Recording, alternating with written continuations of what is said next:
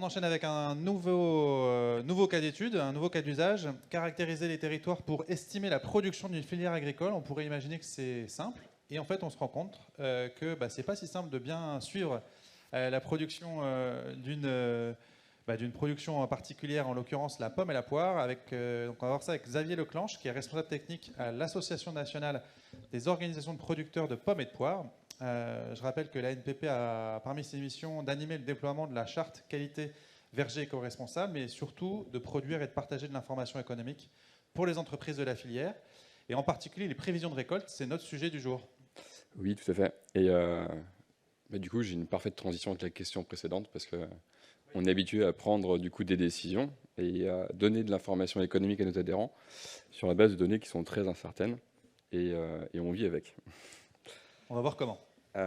Alors oui, donc je suis Xavier Leclanche, je travaille à l'Association nationale des producteurs de pommes et de poires. C'est une association du coup qui est basée dans différents bassins de production, pas mal autour de Montpellier, mais aussi dans le sud-ouest, dans le Val-de-Loire. On est assez bien répartis sur l'ensemble du territoire français, la production de pommes et de poires. Contrairement à ce qu'on pourrait croire, c'est pas la Bretagne, c'est pas la Normandie, mais c'est plutôt le Val-de-Loire, le sud-ouest, le Limousin, dont on va parler un petit peu. On anime la démarche verger Xavier, je vous éco-responsable. invite à regarder votre écran, comme ça Ouais, vous tourne vers votre micro. Voilà. vers le micro, tout à fait. Et du coup, l'association a pour mission de donner de l'information économique à ces entreprises voilà, de production et de distribution. Faites comme si j'étais pas là.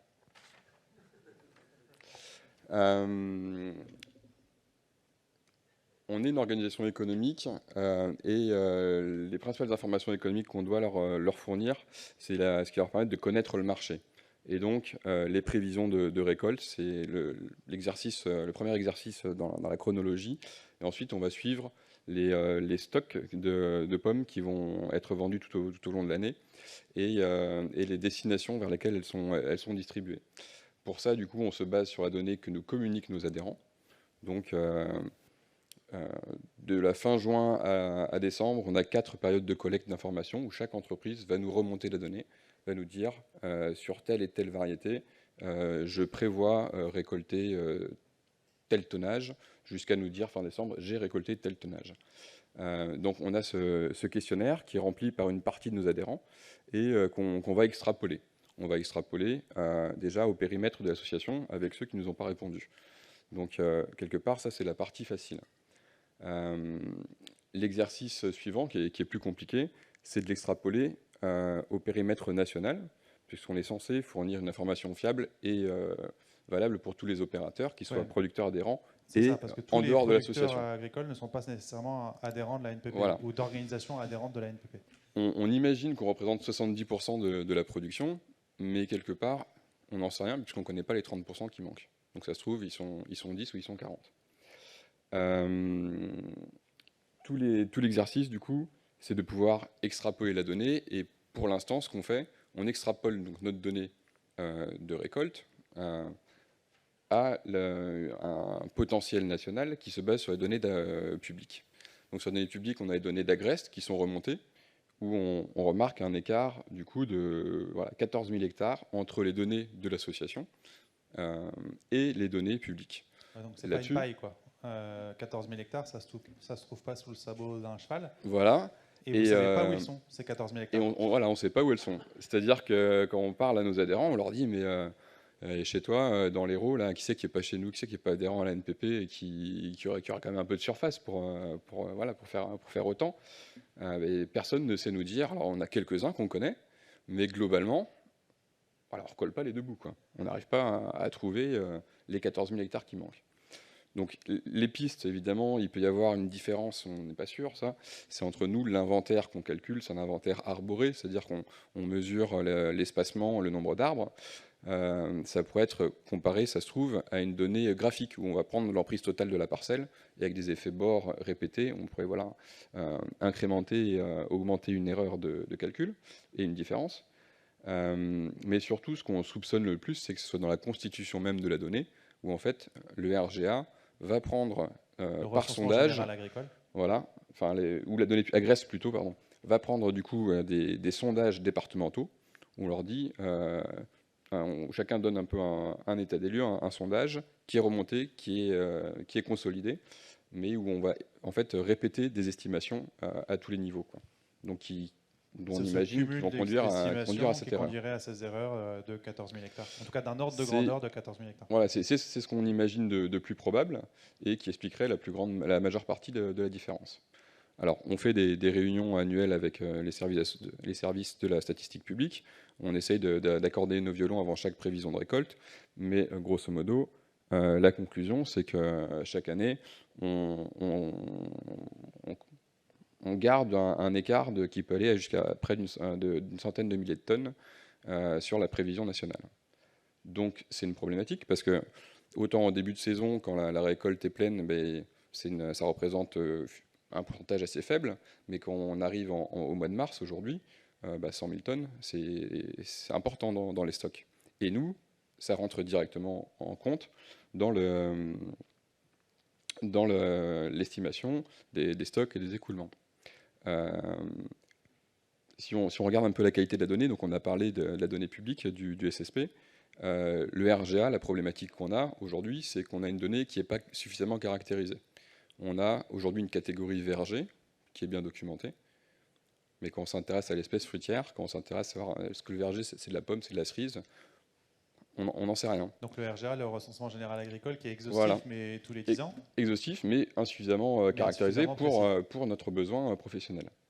Une autre source de données, ça pourrait être les données PAC. Et alors là-dessus, on a une filière particulière, les données PAC. On a regardé récemment, du coup, dans le Limousin, il y a 8 parcelles dans le Limousin qui sont déclarées comme étant du pommier dans les données PAC. Ça fait peu Sachant par que nous, rapport on en comptabilise déjà bien 1500 hectares, c'est un gros bassin de production, quoi. ce serait des sacrées parcelles. Voilà, ce serait des sacrées parcelles, et puis surtout, bon, on les verrait presque à l'œil nu. On n'aurait pas besoin de télédétection. Euh, Mais un autre exemple du coup de l'utilisation qu'on va en avoir, c'est pour les équilibres économiques, on a besoin d'avoir ces ordres de grandeur de surface. Je parle par exemple du marché bio. On connaît très mal les surfaces de pommiers et de poiriers bio. Or aujourd'hui, on sait qu'on est en surproduction par rapport à la demande. On produit en ordre de grandeur, mais ça, encore une fois, c'est difficile à mesurer.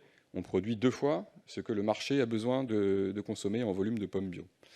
Et quand on va demander des mesures structurelles pour rééquilibrer cet équilibre offre-demande, il faut bien qu'on puisse dire il faut réduire la voilure, il faut sortir des vieux vergers, il faut de tant de pourcents, de tant de surface. On a besoin de pouvoir dimensionner les choses de manière précise. Et aujourd'hui, on ne sait pas dire si on est en surproduction de 25 ou de 50%. Et suivant les années, on a des données qui remontent avec des variations de 300% sur certains départements. Il y a un problème de qualité de la donnée dans la donnée qui est publique. Et nous, avec nos moyens internes, on n'est pas en mesure de les combler directement. De l'intérêt des approches de télédétection C'est ça. avec l'interprétation d'images satellitaires. On a sollicité du coup Agrotic Service sur une mission de bibliographie pour savoir si à partir de données d'imagerie aérienne ou télédétection, on pouvait venir mesurer la surface de verger qu'il y avait sur le territoire métropolitain. On a posé la question de manière tout à fait béotienne, parce que nous, quand on regarde Google Maps, on arrive avec une faible marge d'erreur à dire oui, ça c'est du pommier, ça c'est du poirier, de l'abricot, de la pêche. On s'en sort à peu près bien. On se dit pourquoi pas une machine qui puisse le faire à grande échelle sur une grande surface. Donc la revue Biblio du coup a été réalisée. Il y a des articles qui existent qui mettent en avant avec une bonne efficacité une méthode avec des arbres de décision basés sur des séries temporelles et qui arrive à déterminer, à différencier, vous le voyez sur cet exemple en Chine, des vergers de poiriers, de pêchers, de pommiers, et à bien les différencier de la forêt. Super, il n'y a plus qu'à déployer la même chose en France. Il n'y a plus qu'à, seulement c'est pas si simple. Alors, on a fait une deuxième commande Agrotic Service suite à ça. On s'est dit, banco, on va essayer quoi. On va essayer. On a un jeu de données, nous, dans le Limousin. Nos adhérents, ils ont cartographié de manière spatialisée leur inventaire. On a la couche, le shapefile, avec le verger bien délimité, la variété, etc. Une des limites de ce qui s'est fait en Chine, c'est qu'en Chine, grosso modo, on est sur de la monoculture variétale. 90% de la production de pommes en Chine, c'est de la Fuji. Donc en série temporelle, la phénologie, elle est globalement la même partout. En France, on a une production arboricole très diversifiée dans ses espèces et dans ses variétés. Et du coup, nos cycles phénologiques, ils sont tous un peu décalés. Et ce qui fait que, notamment, peut-être dans la vallée du Rhône, on va avoir des phénologies, des dates de floraison qui vont tout être décalées entre toutes les variétés de pommes. On a testé rien qu'avec le Limousin, qui est déjà avec une grosse prédominance d'une variété qui est la Golden. C'est relativement homogène. C'est relativement homogène et pour l'instant on n'y arrive pas, on a buté. L'algorithme du coup est pas suffisamment performant pour distinguer le pommier du poirier de la forêt. Et donc on est encore un petit peu coincé à ce jour, on est sans solution sur l'étagère.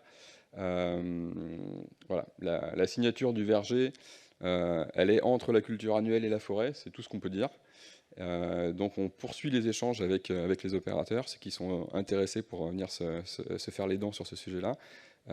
Nous, on a un fort besoin et on a plein de données à partager pour ceux qui veulent travailler sur ce sujet-là. Et voilà. L'appel est lancé. Est-ce que quelqu'un chope la balle au bon dans la salle et se dit je vais devenir le roi de la pomme poire? Madame là-haut. En attendant que le micro arrive jusqu'à vous, ouais. Merci pour que tout le monde puisse bien vous entendre. Oui, bonjour. Vous parliez de phénologie, aussi les modes de conduite entre basse tige, haute tige, qui caractérisent ce type de verger. Est-ce que vous avez tout simplement testé du deep learning ou pas encore? Est-ce que vous avez testé du deep learning ou pas encore? Non, pas vraiment. Alors, verger haute tige, basse tige, ça c'est la question à laquelle je peux répondre le plus facilement. Le pommier à couteau, on est essentiellement sur du verger basse tige. Haute tige, c'est plutôt le pommier à cidre. Nous, on travaille que sur la pomme à couteau. Le deep learning, non, je pense pas. On est plutôt sur ce qui a été testé, c'est des arbres de décision sur la base des indicateurs NDVI ou autres pris à différents moments dans l'année, mais on n'est pas encore sur du deep learning. Est-ce que vous avez aussi testé d'autres sources d'images, parce que Sentinel, ayant une résolution finalement assez proche de l'interrang, limite aussi la capacité de discrimination? C'est une des limites qui est ressortie effectivement de l'étude. De l'intérêt de se pencher se tourner vers des images aériennes. Voilà, ou compléter des bases de données qui sont déjà existantes. J'ai entendu ce matin l'appel qui était lancé par Bruno à l'IGN. Si la base COSIA peut être une source complémentaire qu'on puisse venir caractériser et une source de réponse, on n'est pas focalisé sur l'outil, plus sur le résultat. C'est bon pour vous? Ou un autre bon? Oui, tout à fait. Enfin, COSIA ne rentrant pas dans la discrimination que vous souhaitez. COSIA étant en 14 classes, on a déjà une discrimination entre verger et forêt, mais on n'ira pas plus loin. Vous voulez peut-être vous présenter, madame, qu'on comprenne? Oui, pardon, excusez-moi. Hélène Durand, Alizé Géomatique, une structure basée historiquement à Montpellier, Exagro, qui travaille sur l'utilisation de l'imagerie satellitaire pour l'aide à la décision dans toutes les politiques publiques. Et spécialiste expert de l'occupation du sol en France. On a accompagné 5 régions et produit une trentaine de territoires du Sud. On comprend que vous vous y connaissiez un petit peu. Une autre question pour les pommes et les poires? Monsieur. Pour les cultures pérennes, en général, on prend pas mal en compte toute la partie aussi porte-greffe, toutes les informations techniques au verger. Comment vous arrivez à récupérer ces informations-là? Vous voyez vos adhérents un par un, ou est-ce que vous aviez déjà une structure préfaite? Alors, je vais peut-être passer un peu rapidement dessus. On a un intranet sur lequel nos adhérents renseignent leur inventaire. Ils renseignent leur inventaire, leurs prévisions de récolte, leurs déclarations de stock. C'est l'outil de base et du coup on a un inventaire cadastral mais qui est sous format tableur Excel, quoi. Donc on a ces informations, on a le porte-greffe, la variété, la date de plantation, tout ça, mais il nous manque la localisation géographique avec. Merci beaucoup Xavier, bon courage. Mais merci pour votre invitation. C'était pas si simple.